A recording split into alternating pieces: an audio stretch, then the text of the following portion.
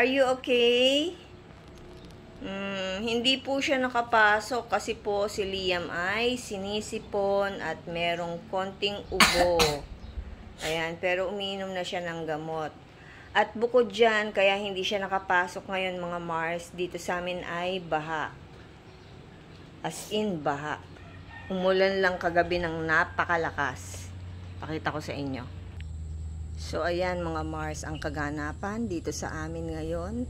Umulan lang kagabi ng isang bagsak na malakas. Ayan, baha na. At dahil dyan, hindi makakapasok si Liam. Kasi hindi kaya ng kanyang service tricycle na pumasok dito sa amin. Kaya absent siya. Grabe no, umulan lang, ganyan na, grabe. O ngayon naman, ang ganda ng panahon, maaraw. Pero dito sa amin, para kaming nakatira sa tabing ilog.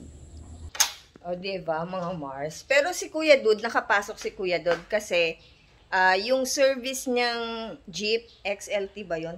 Basta mataas yung service niyang jeep, kaya nung jeep yung tubig baha. Pero para siya makalabas doon sa gate namin, syempre, nagsuot ng bota si Kuya Dud. Diba? Ang hirap talaga. Buti na lang, inaayos na yung daan namin doon sa likod para may iba kaming daan pagka ganyan ang sitwasyon dito sa amin. Kaya shout out kay Lolo Boy and kay Lola Vina. Thank you po doon sa ginagawang daan namin para pagka ganyan makakalabas kami. Kasi ang hirap, nakukulong talaga kami mga Mars. Okay, mag-aalmusal na tayo anak. Ayan, nag-ano ako ng cheese at saka ng bread, mga Mars. Ito, ilalagay natin dito sa ating bread maker, bread toaster, whatever, waffle bread. Basta kung ano man yan, yun na yun. Initin natin. Sabi ni Liam, pizza bread daw. Ayan. Pizza bread maker. What? What is that? Pizza bread maker. Pizza bread maker. Malapit na ang birthday ni Ate AJ. Shout out kay Ate AJ. Happy birthday. Happy birthday, Ate. Happy birthday, Ate. We love you, Ate AJ. We love you, Ate. We miss you. We miss you. Ayan, toasted na mga Mars yung ating cheese bread. Ito kay Liam, yung isa sa akin. Pizza bread. Yeah, pizza bread daw. Ang kulit ko naman, pizza bread daw, sabi ni Liam. Tuwan-tuwa siya, oh. Sa akin yung isa, tigisa tayo na. Ayan. Mainit anak ha, mainit, it's hot. Pakempoy ka. I love you. Where's I love you too? Love you too. And what will you say to mommy? I miss you too. Nyak! Anong I miss you too? Dapat thank you, huy. Thank you. Komedyante ka talaga. Okay mga Mars, para makumpleto ang umaga ni Madam Jinky, tayo ay magtitimpla ng Old Town Coffee. Grabe, ang sarap nito mga Mars. Promise. Dala-dala to ni Daddy, tinitipid-tipid ko. Pagka I feel so down, charot. I feel so down talaga. Hindi, pagka medyo hectic ang schedule ko for the day, ayan, nag-ano ako. Binibigyan ko ng ganito yung sarili ko para makapag-trabaho ng maayos. Kasi alam mo yun, nung umpisahan mo yung umaga mo ng maganda, ang almusal, kaya maganda din ang iyong magiging trabaho for the whole day. Diba? Ganun. Siyempre, kailangan mainit na tubig para sa ating kape, mga Mars. Hindi yan tunay na kape pagka yan ay malamig. Napakasarap ng aroma. Napakabango. Amoy pa lang, maiinganyo ka ng magkape para kang nasa Starbucks. Ganun ang amoy. At dahil marami nga yung laman ng isang pack, Nahati ko talaga siya. Kasi itong kalahati, para mamayang hapon. Ayan, ang dami pa. Hanggang dito pa yung laman niya. Ang daming laman to. Kasi dapat ang baso mo, yung talagang malaking mug pagka ito yung titimplahin mo pag isang buo. Ayan, hazelnut flavor. Start your day right with hot coffee and bread with butter and cheese. Ganun. Ang dami kong kuda. Yung kasama ko matatapos ng kumain. Ako hindi pa ako nakakakain, nakakaumpisa. Today is September 18. Ayan. Ilang araw na lang birthday na ni Ate AJ. Si Ate AJ ay turning 28. Yeah. Turning 28 years old na si Ate AJ. Yung ibang mga kasabayan kong kaklase ko, mga kabatch ko nung high school, nakikita ko may mga apo na sila. Marami na silang anak, tapos may mga apo na. Well, may cheese, tapos may butter.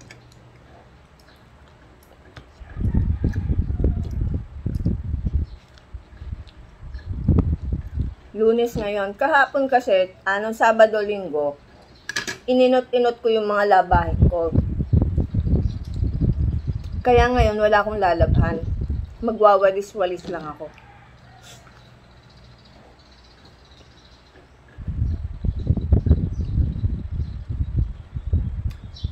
Gusto ko sanang maggulay. Hindi naman, anak, wag mong i-move yung table. Wag mong sipain. Nag-move yung camera natin. Put down your, legs. Gusto ko magluto ng gulay. Yung ginataang kalabasa sana at saka sitaw. Hindi naman makalabas. Kasi nga kulong kami. Wala na akong stock na gulay eh. Puro karne. Tsaka mga yung mga hotdog patty, ganyan.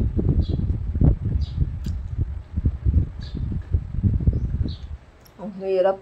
Alam niyo, bumuhos lang ng isang bagsak na malaki kagabi ang ulan.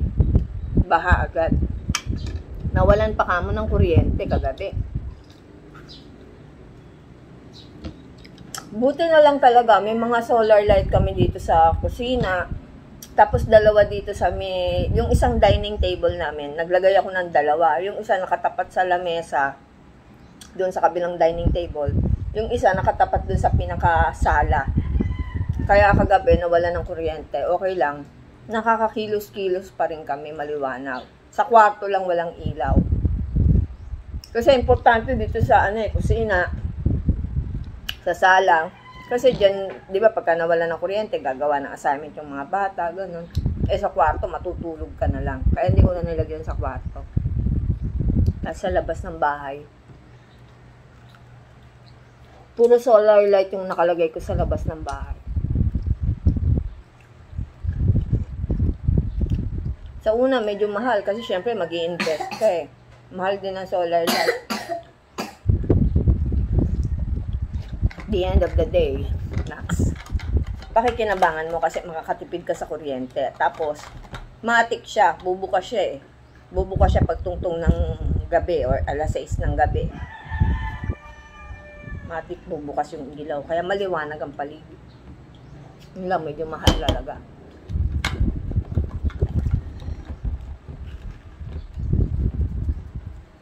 Are you done?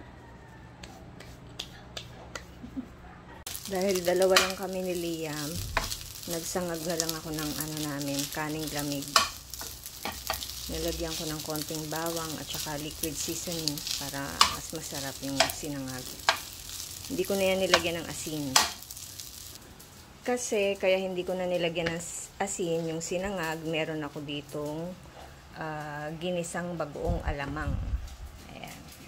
Tapos, ito yung ulam namin kahapon, yung samji cut na pork, nilagyan ko siya ng breading, tapos pinrito ko. Natira lang yan, mga Mars. Pati ito, ulam namin kagabi, natira lang din. So, iinitin ko na lang ito. Ito, ininit ko yan, pinrito ko bago ako nagsinangag. Nagluto ng sinangag, I mean. So, ito sa oven, microwave oven na lang natin iinitin. Ayan. So, yan ang aming ulam ni Liam for today's video. So, bago natin initin itong ating corned beef, lagyan natin ng tissue para hindi siya tatalsik-talsik dito sa loob ng microwave oven. Natutunan ko yan kay Lola Vina. Ayan, shout out kay Lola Vina. Ayan. Ayusin ko lang yung tissue para hindi siya maalis. So, ayan, iinitin lang natin ng 1 minute. Ayan. Oh, ha? Ganun. Umiikot na siya ng bonggang-bongga sa loob. 5, 4, 3, 2, 1. Ayan, mainit na yung ating corned beef. At dahil mainit, hindi ko siya mahawakan ng malala. Ayan, gamitin natin yung tissue. Diba? Oh, ha? Ayan na ang ating corned beef. Diba? Our ulam for today, corned beef. Tapos, yung samji cut na pork at bagoong alamang. Liam, come on, let's eat lunch. Halika na, anak, kain na tayo.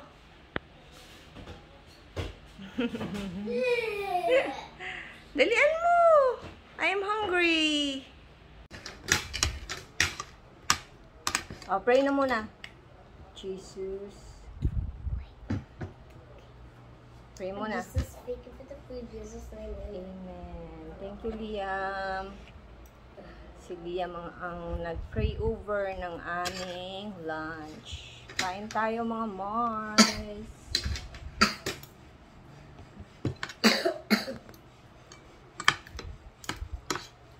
Bagoong alamang. Sarap, hindi siya maalat. Tapos maanghang.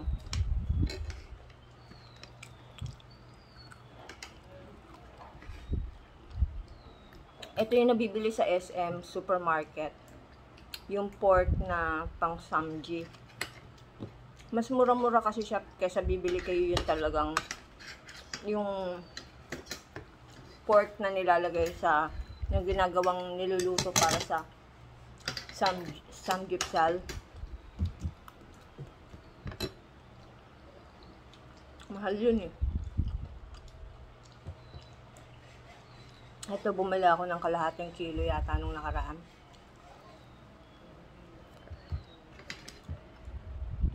Sawan-sawa pa kami.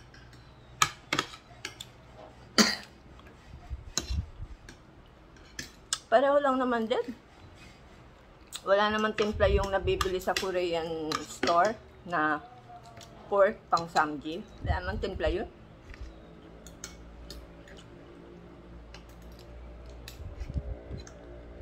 Social lang kasi nakalagay sa styro. Ito, tinimplahan ko rin ng ng paminta, asin. Tapos dahil ipiprito ko nga siya, nilagyan ko ng breading. Wow.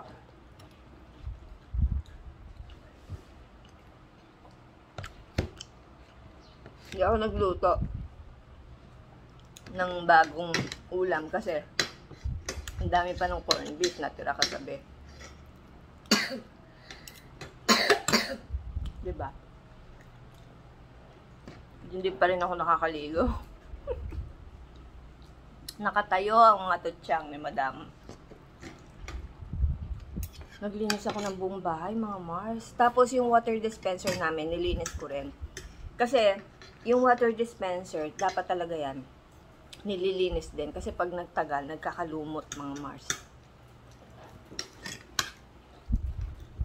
Kaya dapat at least, every 2 months, nililinis din.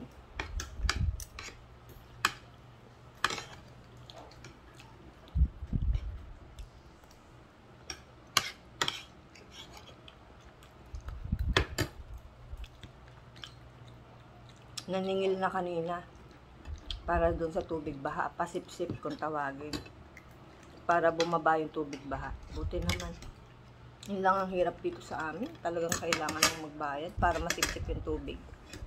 Titignan ko kung makakalabas kami para bumili ako ng cake ni Ate AJ. Kasi, ayun, si Ate. Happy birthday to you! Drainage ang kailangan dito eh. Kasi hindi naman talaga dating binabaha itong lugar namin eh.